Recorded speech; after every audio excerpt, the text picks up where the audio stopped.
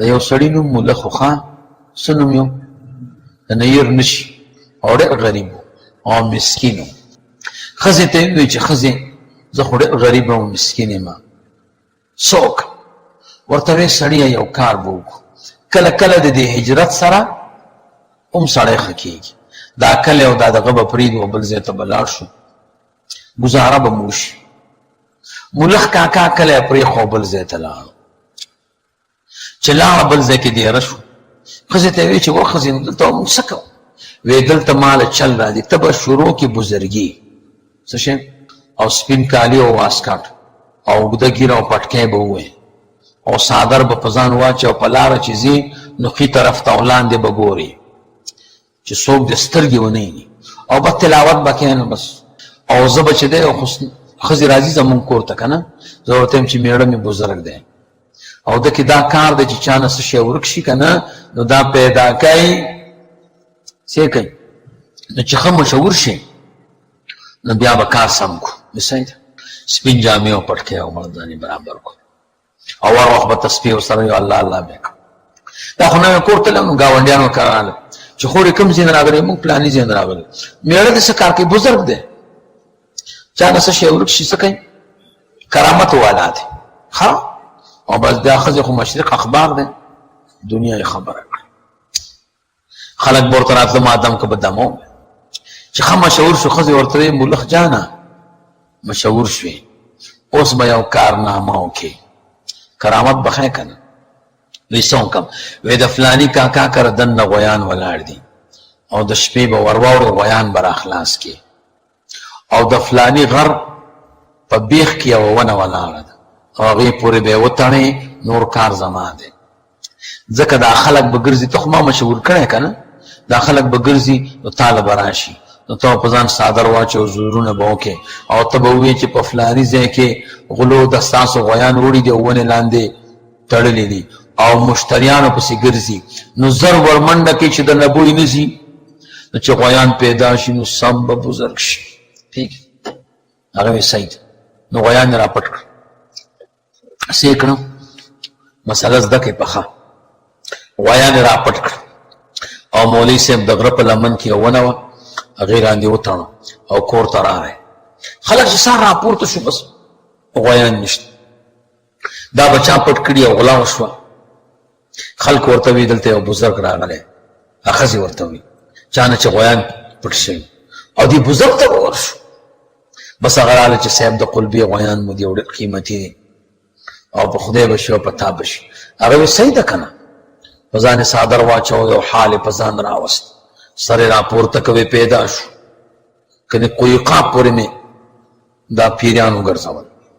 ویلې چېرته دي وي چې فلانی غر دی او د هغې لاندې ونه ده او د ونې په یو ولۍ کې او جرړه کې تړلې دي او هغوی غله تلي دي مشتریانو پسې او زر منډه کوي چې د نه وینېسي او چې ورله غویان یې تړلي اوه دې ته بزرګ وایي غویان خو څه کوي چې هغه پړی او تړلې معلوم کړم بس غویان خو د ډېرو په غویان د دنیا روپۍ ورته راوړې او سړی سم مشهور شو چې مشهور شو مولانا صاحب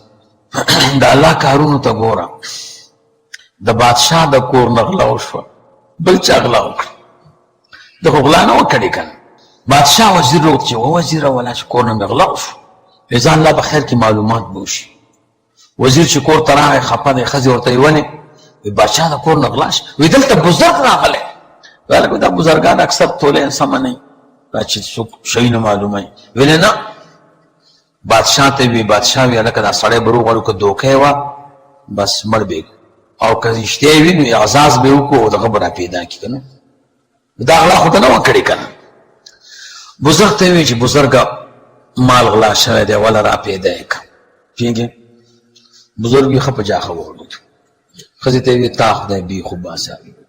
نو دا غلا خو ما نه ده کړې ښځه او خاوند یې دواړه بوتلم او محبس کې واچم وی سبا پورې به غل پیدا کوي که پیدا هم نه کو سر ده نه پرې کوو پوهېږې هغه وی صحیح ده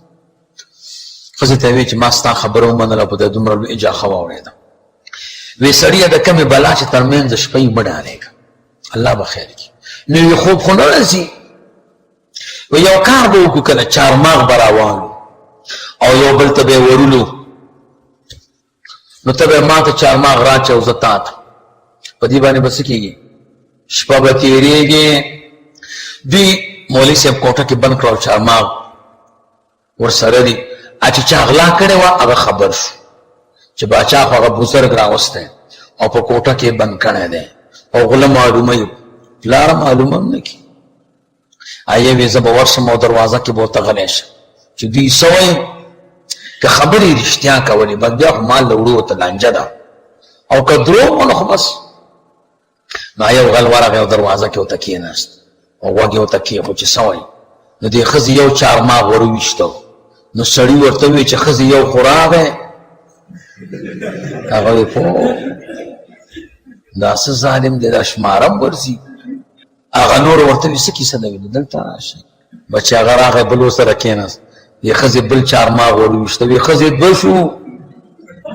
کله چې توله وخوري که نه بیا خوړل دي بل ورته وي څه کیسه ده وي ته راشه چې هغه راغی ویل دوی درېم وی ښځې درې شو ویل راځئ راځئ ویل کار خراب شو بس مولوي صاحب ټول مال راواغسته او باچا کلی ورویشته چې سار سرور مال ټول پروت بادشاه راویسته او ډېرې اعزاز یې ورته وکړو زبردست چای او پراټې ورته وی بزرګه کمال دې وکړو مال خو ټول پیدا شو خو دا راته ووایه چې دا غله څوک وو ورته وی باچا صاحب ګزاره کوه دا ستا رعیت دی بس چې مال یې راوړو نورې جاخې مه کوه بس موږ دمونه ممونه ووي بس کار وشو او بس رعیت مه رسوا کوه بادشاه او دا خو سم بزرګ دی زبردسته کوټه او کور او نظام او خوراک یې ورته برابر کړ یو ځل وزیر او بادشاه تلي و ښکار ته چېرته ښکار ته وزیر ورته وی بادشاه صاحب قسم دی که دا سړی بزرګي هسې توله ورته خوړلې ده ویلې نه بزرګ دی ویلې نه وی که بزرګ یو امتحان تې واله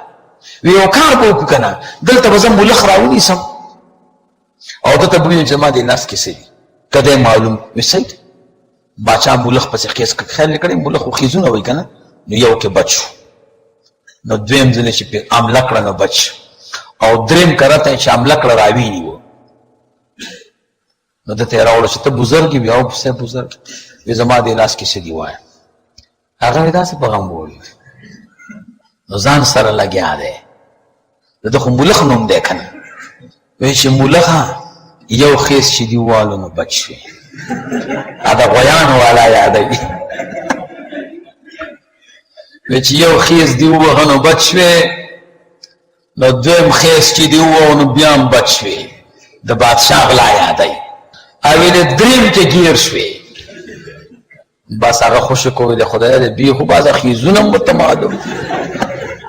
نو چې د بخت د چا راویښ شي که نه د بیا په ګډ وړه به سرې کار به سمیږي